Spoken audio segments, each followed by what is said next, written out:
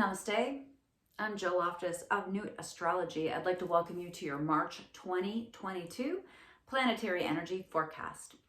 Let's start with just a glimpse back into February, because you got to know what we're starting out with this month. Now, you remember that Mercury has just come up to touch Saturn in the sign of Aquarius, all right, and so is moving on. And on the 9th of March, we'll move into Pisces. So we're still coming out of this very serious energy, Mercury, the mind, communication, expression, touching Saturn, the authority figure. Saturn is really holding the line right now. And so we come into this with a little bit of heaviness, but then immediately, woo, we've got this beautiful new moon on the 2nd of March. It's at 12 degrees of Pisces. And Pisces is where the party's at starting this March. We've already got Neptune there, right? Jupiter's, was moved into it in 2021, is back into it now, and is powering through Pisces, and will enter Aries in May. And so you really want to take advantage of this beautiful energy. Now, the best way to high vibe all this beautiful Piscean energy is to spiritualize it, to go deep, to work with your subconscious mind, to really begin to understand your inner programming. What makes you tick? Become an expert on you, svadhyaya, as we say in yoga. Study the self and get your spiritual practices attuned. Begin again on this new moon if you've lost your way. With the Mercury Saturn there, it's going to really make things stick. It's going to give some staying power to what you hold in the mind. And do it not just for yourself, but do it because solving your problems and improving your life is going to improve everyone. We can all sit around and rail about what's going on in the world. Stop looking out and look in, okay? As above, so below, as within, so without. So work on yourself. Know where 12 degrees Pisces is and set some audacious goals. Because also during this time, we have a beautiful grand trine setting up that starts that whole week. And it is between Jupiter in Pisces going to Black Moon Lilith, which is in the sign of, I'm going to look at my little calendar here, which is at 15 degrees of Cancer, and then flowing with Hygeia at 14 degrees of Scorpio. This is the divine feminine coming forward, stepping forward. There is healing, there is help, there is a powerful role for women or anyone who identifies with a feminine vibe or feminine gender, the feminine energy. And this is atypical, right? Lilith represents the rebel feminine. She is the one who's going to reinvent the way feminine energy is brought forward. And it's not by imitating masculine energy. Male energy, masculine energy has its own beauty, its own strength. And the divine feminine energy has its own beauty and its own strength too. This is also going to be embodied because we still have Mars and Venus walking hand in hand. They just entered into Aquarius together. Or at least that happens on the 6th of March. They walk over hand in hand to 0 degrees of Aquarius. Huge shift in energy because they're wrapping up that last week of February and into this early part of March. They're dancing with Pluto, and that conjunction, the triple conjunction, Pluto in Capricorn, Mars in Capricorn, Venus in Capricorn, all happens during this new moon. This is an amplification of that Pluto in Capricorn, which is at 27 degrees, which has been reinventing structures all over the world. And then Mars is there saying, hey, let's get going, let's do it. Venus is saying, hey, what about making it beautiful? What about, the heart of it? What about, all the real earth plane things about it? It's going to be a really interesting shift that whole week. And then interestingly enough, Pluto moves on actually on the 10th of March. So I'm watching that date as well. It moves to 28 degrees. It has not been at 28 degrees in our lifetime. Okay, it's been 248 years at least since it was at this degree. And so this is going to kind of shift the Pluto vibe. As a sign gets towards the late degrees, and remember, it'll only go to 29 and then it goes to 0, right? As it gets to the late degrees, there's a push to completion. And so where structures have not been renovated properly, where they have not broken down enough to be rebuilt, you will see more breakdowns, okay? And you really have to moderate your own inner, your psychic health, your psychological health with this, and also media. I talked a little bit about Pisces at the beginning here, but Pisces, Neptune is in Pisces. Neptune rules the media, rules glamour, it rules inspiration.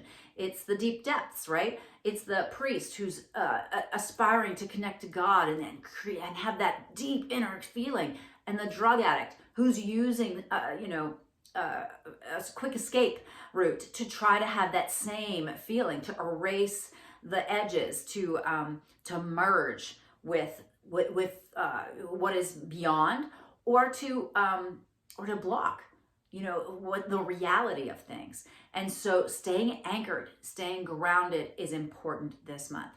You're also going to really have to pay attention because there's a huge square forming with the nodes, and I've got to look down here and check in with my notes here. But yeah, Mercury begins squaring the nodes. That's on the 6th. All right. And so as that square begins to build, I'm going to look at my computer here. I've got the computer pulled up here. Yeah. So as that square begins to build, when the nodes hit about 23 degrees, when they hit about 23 degrees, they're going to be flowing beautifully with the Neptune. So this is later this month, 13th, 14th, it starts. It's going to be a long wave. Okay. 13th, 14th, it starts. And then that wave begins to flow out towards Neptune. So Neptune is aiding, helping the South Node with a trine, and also flowing beautifully with the North Node with a sextile. This is something that's going to happen for a long wave here, for all the way through March and into April. And it's interesting, the nodes in April, I've got the dates here, April 10th to June 17th. The nodes of the moon stay at 22 degrees of North Node, Taurus, 22 degrees, South Node, 22 degrees, Scorpio. That's an incredibly long time for the nodes to stay in that. And that means it's going to stay in that flow with Neptune. There is going to be inspiration. There are going to be spiritual breakthroughs. There's also going to be deception. There's going to be media. There's going to be distraction, all right? Because the Neptune is going to be so powerful, and because Jupiter is coming up and preparing for them to meet together at 23 degrees. And that happens next month.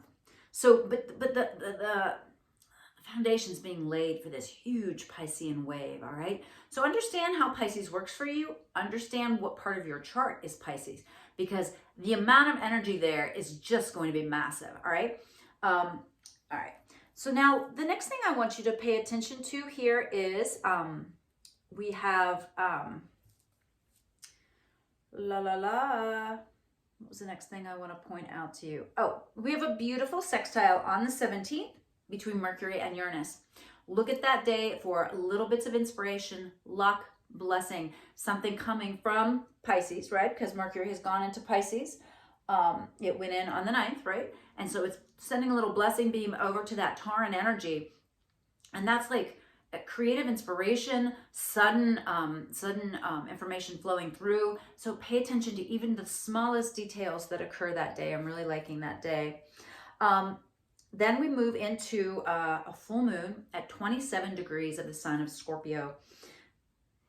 Erase that. 27 degrees in the sign of Virgo. All right, 27 degrees Virgo, full moon on the 18th at 3:18 a.m. And so you're looking at that full moon energy through the whole weekend, right? Because it's kind of Friday night into Saturday. And that full moon also has a beautiful trine to Pluto. And the sun has a sextile to Pluto. And so change is positive. Change is important that weekend. Now, that weekend also, Mars and Venus begin to square Uranus, all right? So they're in Aquarius. They're pretty detached. But they also might be like really having some high-minded ideals and ideas about how things should be or could be. And there's going to be a little reality bites situation here over that weekend as well. So important to stay grounded. You know, full moon in Virgo, wherever Virgo is in your chart, means there's some kind of culmination there. But you have to watch Virgo energy. It can be hypercritical. It can be martyrdom. So, you know, look to that area of where there's like a completion. It could also be the ending of something like that happens to you on the daily, since Virgo typically rules the house of daily life and health.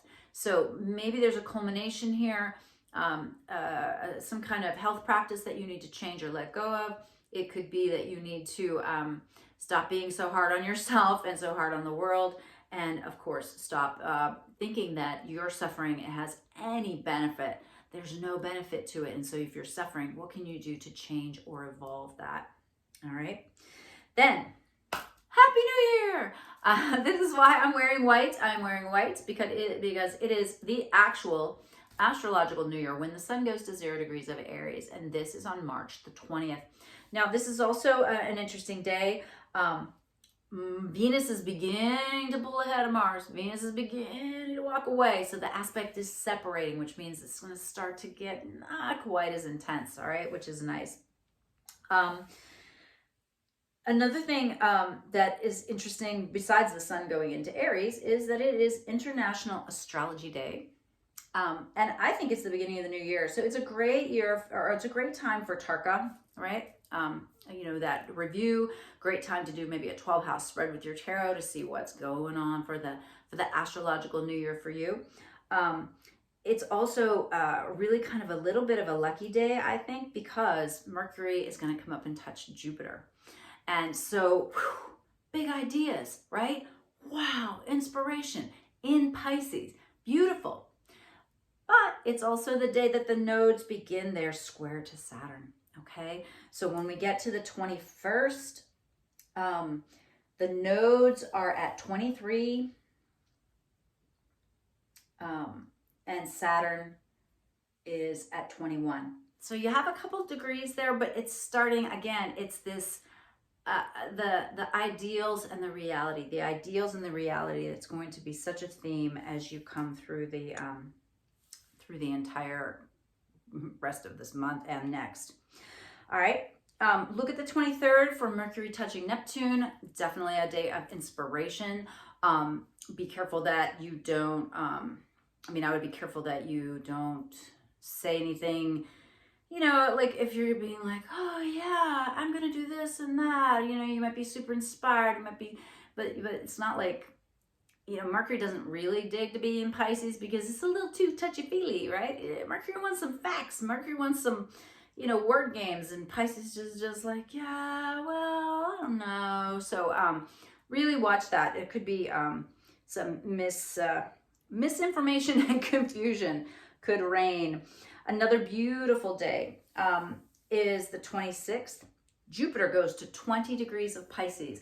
And I'm starting to pay attention to that too when Jupiter hits that, because then it's going to be within that 3 degrees of the Neptune, right? We get there and, you know, Neptune's at 23, Jupiter hits over to 20, and we'll have a pretty, I don't know, I guess synergy is probably the way to say it, because Neptune loves to be in Pisces and Jupiter is actually the old ancient ruler of Pisces. So they both really love to be in this sign. And I would really pay attention to, again, I've mentioned it many, many times, but delusion, confusion, take that instead, take it for inspiration, take it for being creative, take it for being spiritual. Do be careful of water. Water, if you have leaking appliances or anything like that, it means there's a problem with your own emotional energy and you need to manage that. Flooding could be an incredible problem here. So if you live in a flood-prone area or a place where there could be a tsunami or mudslides or things that come from excess water or excess emotion, those things could really be building up. And again, we still have this like beautiful trine, right? Beautiful trine and sextile from the Neptune. Now the Jupiter's going to join in down to the nodes, right? But the whole time Saturn's going to be there, drilling down, asking us for integrity, asking us to make it stick, asking us not to build our house on like fluffy little dreams and cutesy little memes, okay? It's like, What are you doing? What are you doing? What are you doing to express your beautiful individuality? This is good Aquarius, right? What's shadow Aquarius? Shadow Aquarius is, oh, you must sacrifice your goodness for the rest of the world. Oh, no, we must all conform. We must all be the same. It's for the good. No, no, no, no, no, no. And there's going to be lots of interesting things happening that relate to that. But figure that out for yourself. What does that mean for you? All right. And then as we wrap up the month, we start looking a little bit more towards the Aries side of things, because Mercury goes into Aries on the 27th. So with the sun in Aries, Mercury in Aries, Chiron in Aries, we start to build a little bit of fire, okay? And we start to begin to get a little bit more combative, all right? In our language, in our thinking, in our speaking. You know, the moon is going to come through again and hit Mars. The moon is going to hit Venus. The moon is going to hit Saturn. And then Venus is going to hit Saturn. And that is all on the 28th. Again, big Aquarian push. Big Aquarian push to Saturnize things, to get the structure going. And of course, with Venus and Saturn, there can always be a little bit of an interaction between, you know, the lovely maiden and the old man, the beauty, the generosity, the heartfelt feelings, and the reality and time and harshness. So I would put the caution flag up for that day for sure. Then on the 30th, we've got the moon comes through. I'm just advancing my astrology program here so I can see it on my computer. Yeah, the 30th. Wow. It's such strong energy. We've got the moon at 20 degrees of Pisces. We've got Jupiter at 20 degrees of Pisces. We have Neptune at 23 degrees. So it's a stellium. All three of them just really coming together. So know where that energy is, where those degrees are in Pisces. You're going to have so many feelings, so much emotion, all right? And so you want to make sure you have a beautiful, healthy outlet for that. It is spurring you towards your future. It is spurring us towards our future. But Saturn's gonna want to exert a little bit of energy as well. And Venus will still be dancing with him. She's just going to move past him. It'll be separating, but because it's an Aquarius and it does really rule the collective, it'll still be exerting a lot of pressure on that inspiration. I'm going to say this as well. This is major cult energy with this Neptune Jupiter. Make sure that whatever train you hopping on, that you've vetted it, that it doesn't just look good, that you're not being deluded, confused. When that Mercury gets into Aries on the 27th, that may help take some blinders off. The Venus Saturn will as well.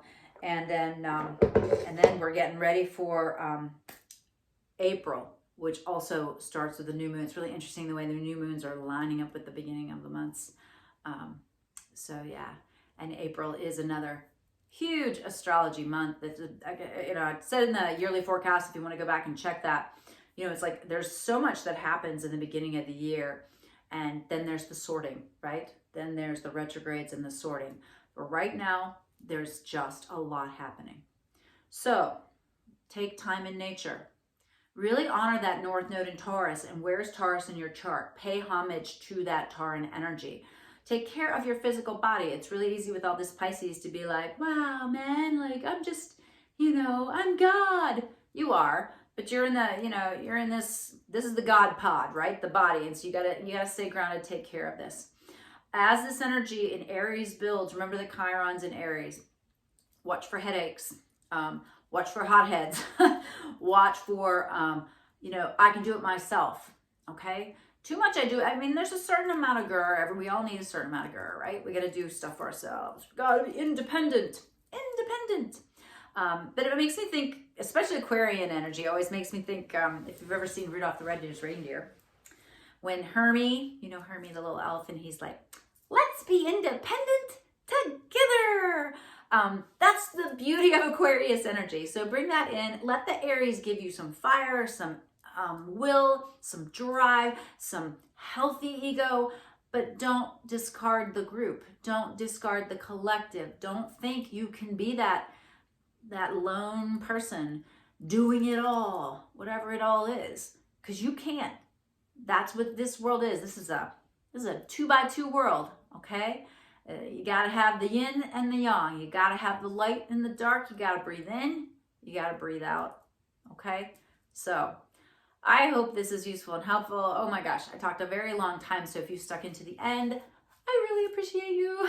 I hope that you gain some clarity this month. I hope that you take excellent care of yourself, your body, and your mind. If there's any questions, please drop them in the comments below. I would be so grateful if you would, just say hey. It always encourages me to continue to film. Please hop on the website. I have a beautiful membership program available now, so I'm hoping that you will join and receive additional content, journaling questions, things like that, all kinds of interesting things on the website, so check it out. Namaste. I hope for your astrological new year every blessing, every joy, best positive symbols, and for your continued evolution. Bye.